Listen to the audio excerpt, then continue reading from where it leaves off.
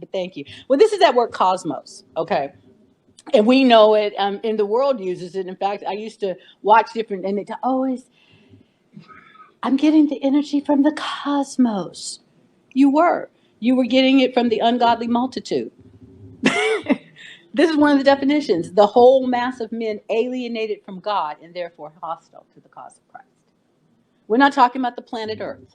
We're talking about a system, a legal system of an organization, if you will, an organized crime syndicate.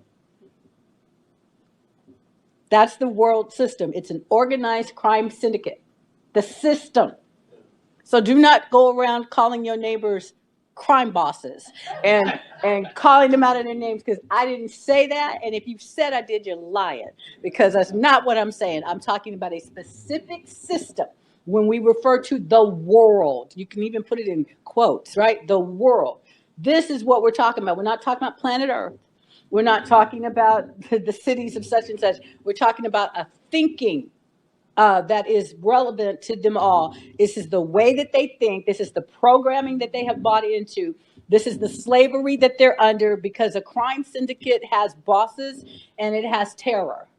And it rules according to, with the promise of death if you don't do what they tell you to do, not understanding that without Christ, death is what you're bound for anyway. And they turn on each other, and they will set you up. And like we were talking about earlier, when somebody offers a better price for you than somebody else, they will sell you out and turn on you and never forgive you, and all of those other kind of things. Okay, so this is what we're talking about. It's an ungodly multitude, a mass of men that are alienated from God and hostile to the cause of Christ. Now, there are other definitions of cosmos, because they'll talk about the world affairs, the aggregate of things earthly. Well, every time they talk about something earthly, according to the book of James, he says things that are earthly and sensual and devilish. He's talking about those parts of your thinking, those parts of your being, those parts of your environment, the atmosphere that you hear, that has not yet been redeemed. Because when you and I show up at those places with the precious blood price having been upon us, we have, especially when we're assigned to it, we have authority to change the atmosphere. In fact, we are called to do that. Yes, we are. We're called to do that. We're called. You see what I'm saying? So this is metron. Metron meaning your measure of authority. And every place he says that your foot shall tread, I've given to you. Well, what is he saying? When you follow my path, when you go where I tell you to go, you go to take the ground. That's kingdom citizenship. That we claim this for the banner, the Jehovah Nissi, if you will. We claim this land because a banner was always it's a standard, and it was always established in a place to say we claim this for the kingdom. That's what they would do. They'd go out and they would stake the ground. And they would say, this we claim, they've done it. That's what they used to do here, right? We claim this for this area over here. We claim it for France, or we claim this for England, or we claim this for the kingdom of, the king of France, or the king of England, whoever it happened to be.